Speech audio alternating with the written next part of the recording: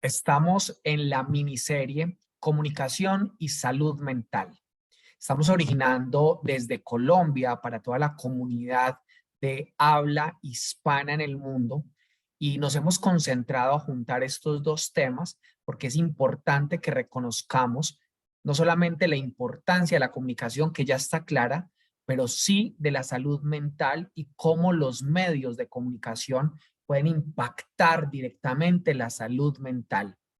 Y este tercer y último episodio lo hemos denominado Guía de Mínimos, escúchelo muy bien, Guía de Mínimos Éticos para comunicar el suicidio. Pero para poder entender de qué se trata esto, tengo una invitada especial con la que vengo conversando en esta miniserie y ella es Elisa Crack, una persona experta en el tema de la salud mental, y voy a invitarle a Elisa a que se presente en estos momentos. Carlos, muchas gracias. Mi nombre es Elisa Crat, soy psicóloga clínica, magíster en psicología y salud mental, docente, investigadora de comportamiento suicida ya hace un poco más de 12 años.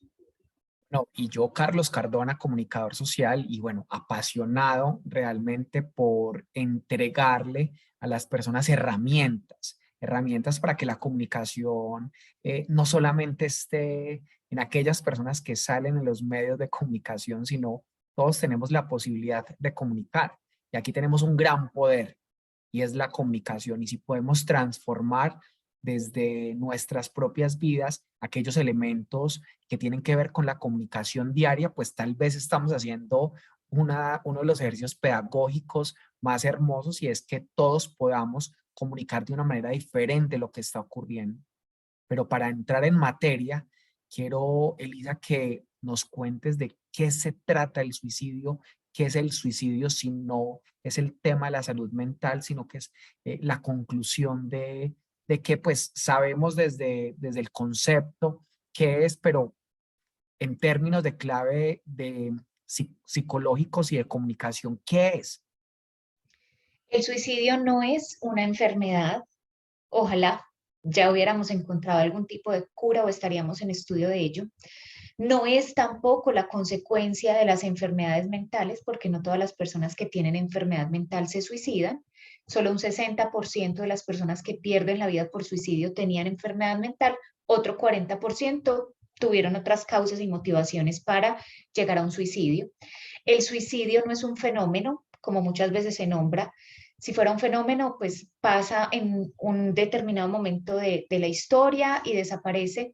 No, el suicidio es un comportamiento que puede aparecer y desaparecer en cualquier momento de la vida. Niños de 5 o 6 años cometen suicidio y así todos los grupos o cursos de vida presentan comportamiento suicida, un comportamiento o una estrategia de afrontamiento letal, lamentable, triste, que lleva a que perdamos el potencial de vida de un ser humano y que finalmente devela la enorme angustia y desesperanza que vive una persona, bien sea con una condición mental, una condición económica o una historia de desaciertos, de abusos, de maltratos, que finalmente se siente absolutamente desesperanzada y concluye su vida con un suicidio. No hay que estar enajenado, no hay que estar psicótico para suicidarse. Hay personas que en plena conciencia toman esta decisión. Y es un problema, sí, de salud pública que merece toda la atención y la intervención de los gobiernos, pero también de las comunidades y sobre todo, Carlos, de las familias, porque cuando hablamos de suicidio estamos hablando de ponerle fin a la vida, es decir, ¿qué le pasó a la vida de ese sujeto? ¿Qué le pasó desde que nació? Que su vida se fue fracturando hasta llegar al punto en decir, no vale la pena seguir. Entonces, cuando hablamos de suicidio, tendríamos que pensar no solamente en enfermedades mentales, sino en factores sociales, económicos, historias de vida muy fuertes, muy lamentables, y por supuesto, tendremos que pensar en esos determinantes sociales de la salud. Yo no puedo pensar en tener mucho deseo de vivir si ni siquiera tengo lo básico: alimentación, vivienda, educación.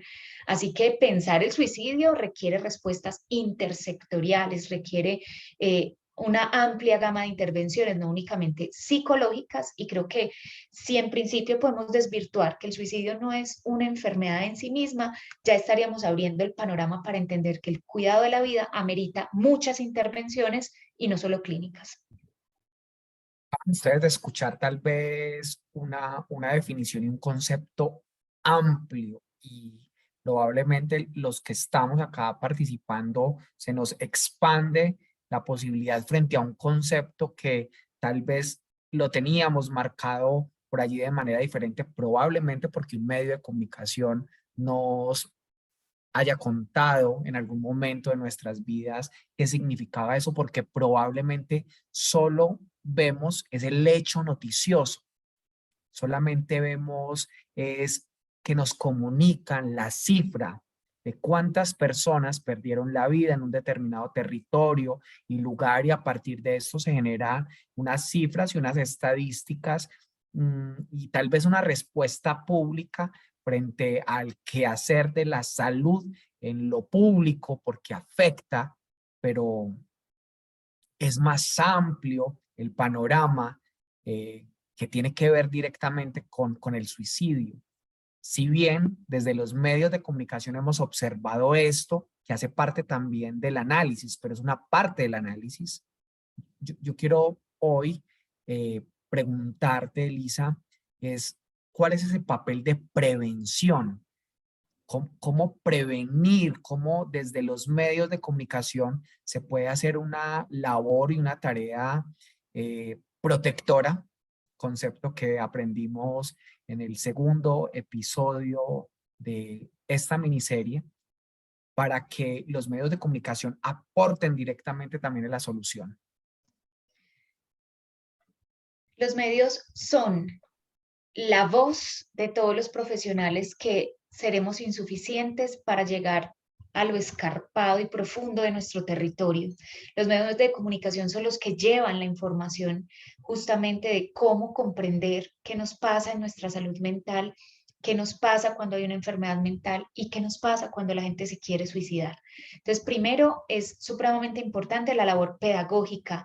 ¿En qué sentido? Educando a la ciudadanía en habilidades para la vida, estrategias de afrontamiento, líneas de ayuda, en conocer cómo entrar a nuestro sistema de salud para servir, para recibir un servicio de salud mental, por ejemplo, donde muchas personas dicen en la vida yo necesité un psicólogo, pero ahora sí lo necesito, ¿yo a dónde voy? Pues no, solo me imagino el hospital mental, me imagino la institución manicomial, cómo se atiende eso. Entonces creo que los medios tienen un papel importantísimo en contarnos cómo funciona el tema de la salud mental en nuestro territorio, cómo se accede a una ruta de atención, cómo puedo prevenir. Y ahí en esa prevención vamos con actos muy sencillos, Carlos, hablar desde esos estilos de vida saludable, actividad física, alimentación saludable, cuidado emocional, hablar de mis emociones a tiempo, valorar el hecho de que las personas me expresen que han pensado, por ejemplo, en suicidarse, y seguido a esto poderles explicar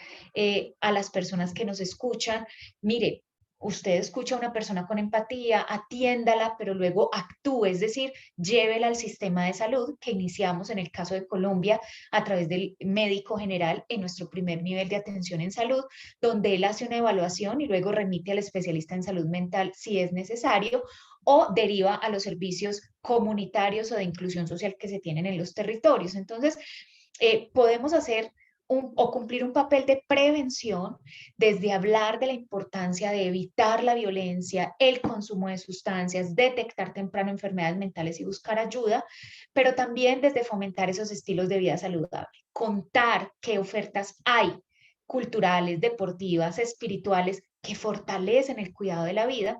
Y, por supuesto, si ya se presenta un tema importante que a veces se comporta pandémico porque tenemos picos de comportamiento suicida durante el año, bueno, a qué podemos acudir, dónde podemos llamar, dónde podemos visitar. Creo que ese es el papel fundamental de los medios, más que nombrar que existe, porque realmente las personas saben que el comportamiento suicida está. Necesitamos, es urgente que nos digan qué hacer, y ahí podemos hacer una sinergia tal cual la estamos haciendo en este espacio. Muy valioso, Elisa, este comentario que haces. Yo no sé si en todo el continente americano o latinoamericano existe una narrativa que habla que el tema de la salud mental es para locos, entre comillas, eh, que asistir a terapias psicológicas, psiquiatras, es para personas que están ya en una etapa de locura. Esa narrativa, ¿cómo ayudan los medios a desestigmatizar específicamente estas narrativas que se han construido históricamente? Eh, Recuerdo a familiares hablando específicamente del tema hace algunos años, y es que el tema de quién va al psicólogo, diciéndolo de manera un poco en tono de Despectiva. burla, Ujú. despectiva, y ya cuando estamos trabajando estos temas y que sin duda han tocado todas las esferas de la vida social, la vida íntima, eh, ¿cómo hacerlo, Elisa? ¿Cómo se debería hacer allí?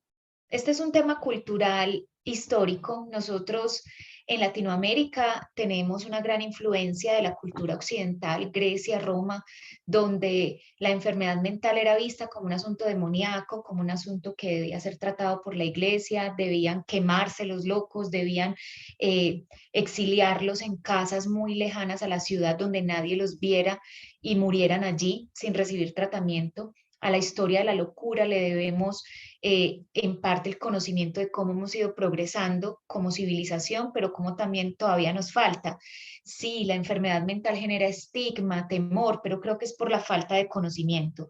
En este momento, Carlos, nos dice la OMS que la Organización Mundial de la Salud, que de 10 personas, 9 pueden tener depresión, es decir, hay enfermedad mental en muchos de nosotros o de nuestros familiares, pero hablar de depresión parece ser más fácil que hablar de esquizofrenia porque todavía tenemos mucho estigma. Ahí es entonces fundamental la labor de los medios y también del sector educativo en empezar a desestigmatizar las enfermedades mentales en relación a las orgánicas, ¿sí? Es muy fácil hablar de cáncer, de diabetes, pero es muy difícil hablar de esquizofrenia, bipolaridad, depresión, psicosis, es difícil. Entonces creo que empezar a desmitificar esto es importante. Uno, en la forma en la que nombramos las enfermedades mentales, sin las imágenes del loco atado a las paredes, sino desde la persona funcional que está en su oficina trabajando y tiene una enfermedad mental. Dos, desde destruir esas barreras de acceso a los servicios de salud como si fueran para unos y no para todos, es decir, solo para los locos o solamente para la élite. En Latinoamérica he desarrollado varios trabajos de investigación y encuentro que en el caso de Colombia, en el caso de Brasil, en el caso de Argentina tenemos un avance importante en este tema de salud mental y ya no es tan vergonzoso decir voy a buscar ayuda. Pero tenemos otros países que por su cultura todavía muy tradicional, muy autóctona, ven el tema de la salud mental como un tema tabú todavía. Entonces creo que tenemos que seguir trabajando en ello. También acercando los servicios de salud mental a las comunidades, por ejemplo, bajo la forma de los dispositivos comunitarios o escuchaderos que tenemos donde un psicólogo me escucha en la calle y no me estoy viendo en un manicomio siendo escuchado. Y último, creo que es importante empezar a incluir el tema de la atención en salud mental en la canasta familiar, ¿cierto? Entonces siempre dejamos el paseíto o vamos a sacar un tiempo para el gimnasio, entonces voy a sacar mi cita de psicología. ¿Cómo? ¿Qué le pasó a esta loco? No, podemos prevenir y cuidar de nuestra salud mental como si fuera parte de cualquier otro cuidado de la dimensión humana. Me quedo para incluirlo en el presupuesto, no solamente de mi vida, sino para promoverlo con ese concepto tan hermoso que planteas, y es que haga parte de la canasta familiar, y unido también a algo que me parece importante resaltar, y es que la salud en términos generales es un derecho al cual podemos acceder los ciudadanos, y dentro de este sistema de salud que podemos tener en todo el continente y en todo el mundo, la salud mental juega un papel importante donde cada gobierno debe prestarle la respectiva atención al tema y que no sea un tema exclusivo para algunas personas porque estamos hablando de lo más sagrado que es la vida directamente. Elisa, ¿cuáles serían esas recomendaciones que todo líder, todo influyente, todo periodista, todo comunicador debe tener presente a la hora de comunicar el suicidio? Porque este tercer episodio lo dedicamos directamente al suicidio y fíjese el tratamiento tan diferente que estamos haciendo, porque ni acá estamos tocando un caso en concreto, ni estamos planteando la cifra, ni estamos tomando el dolor para generar una reflexión, sino que estamos planteando el tema desde la comunicación y desde la psicología para que tengamos herramientas específicamente para tomar el tema. En primer lugar, es muy importante lo que acaba de nombrar y es cuando informe sobre suicidio, no señale historias de vida específicas. La mente de las personas vulnerables a un suicidio está atenta a tres elementos. Uno, que me cuenten los móviles o las razones por las cuales alguien se quitó la vida para que yo que estoy vulnerable pueda identificarme con esa persona que se quitó la vida y a menudo decimos, con razón, yo vivo lo mismo, con razón pensó en quitarse la vida o se quitó la vida por suicidio. Ahí es importante que no divulguemos historias, creo que nos identificamos con la historia de las personas que se suicidan. Dos, no divulgue el método efectivo, ¿cierto? El método con el cual logró suicidarse. A menudo informamos sobre suicidios consumados, pero no sobre intentos, pues porque no fue letal, entonces esto no es interesante para comunicar, pero sí comunicamos de qué piso, con qué método, qué dosis utilizó la persona que se quitó la vida y la mente de la persona que está vulnerable conectándose con esa información, sea a través de redes sociales, a través de la radio, a través de la televisión, lo que está haciendo es seleccionar el método. Así usted al final nos nombre las líneas de atención que tiene su ciudad y demás. Y en tercer lugar, no divulgue la reacción social. El suicidio, porque todavía sigue siendo un tema tabú, genera estigma, conmueve muchísimo también a una buena parte de la población, genera manifestaciones tipo romerías, homenajes en muchos territorios donde se glorifica a la persona que se suicidó. Cuando divulgamos esas romerías, la persona que está vulnerable consumiendo esta información ve cómo la sociedad ahora sí se moviliza, cómo la familia ahora sí me llora, cómo ahora sí aparezco en las redes sociales, o sea que suicidarse parece ser una forma de parecer importante para la sociedad y para la familia que me invisibilizó toda la vida. Entonces, se le recomienda desde las guías internacionales, latinoamericanas y colombianas que no utilicemos esas tres informaciones, historias específicas, métodos y la reacción social. Cuide el lenguaje, por favor, si va a nombrar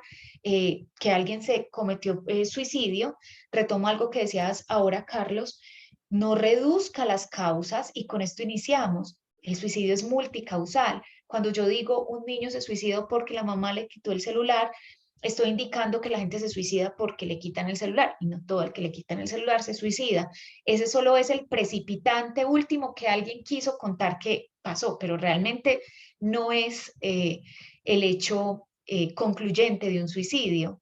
En las Detrás de eso hay una historia, detrás Total. de eso hay una construcción social, detrás de eso hay ausencias, hay un Estado que no ha cumplido su función, hay cualquier cantidad de situaciones que desconocemos desde la comunicación y que nos vamos solamente al hecho en concreto que es el que sin duda en términos de comunicación genera un gran impacto.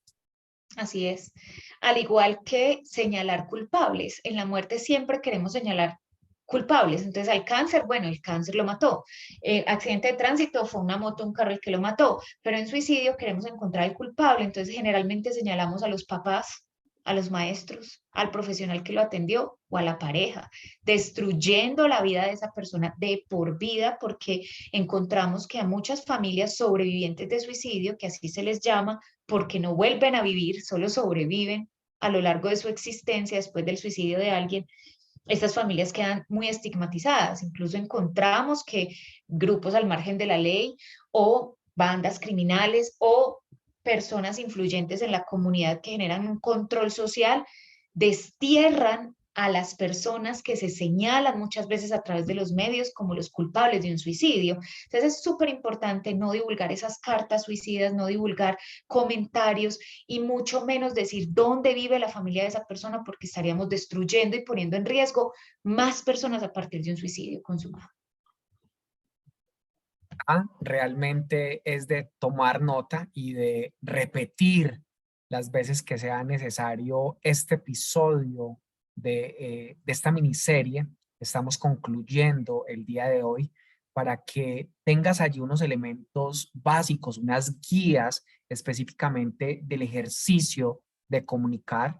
Y ahora quiero preguntarle a todos ustedes, ¿qué otro elemento incluirías en esta guía de mínimos básicos éticos que debemos tener a la hora de comunicar un suicidio? Y quiero en este momento agradecerte, Elisa, por estos 3 episodios que grabamos de esta miniserie para que muchas personas en el contexto de la comunidad de habla hispana retome estos elementos, pero sin duda construyamos una conversación más allá de estos elementos, porque tal vez no tenemos la verdad revelada, pero lo que estamos generando es una provocación para que exista una conversación que amplifique la posibilidad de pensar la salud mental desde la comunicación, porque allí se puede hacer un impacto completamente diferente a la hora de transmitir un mensaje. Elisa, gracias, mil gracias por facilitarnos tu comprensión y además mirar con otros ojos la forma de abordar la salud mental desde la comunicación. Gracias a ti, Carlos, por motivarte a hablar de este tema. Creo que es un escenario para los que trabajamos con el cuidado de la vida privilegiado, y es que ustedes que llevan nuestra voz a los territorios y a los expertos también en la materia de la comunicación. Bueno, gracias, Carlos, porque creo que estos espacios son de pedagogía, pero también de profunda reflexión y sobre todo de construcción. Por eso les invitamos a que nos escriban y nos ayuden a seguir construyendo este tema que, la verdad sea dicha, está en construcción. Cordial saludo para todos. Acá se concluye específicamente esta miniserie que hemos denominado Comunicación y Salud Mental. Hay 3 episodios completamente dispuestos para que los puedas tomar, sea parte de la reflexión y lo sigamos conversando. Un abrazo fraterno para todos y aquí seguimos en contacto.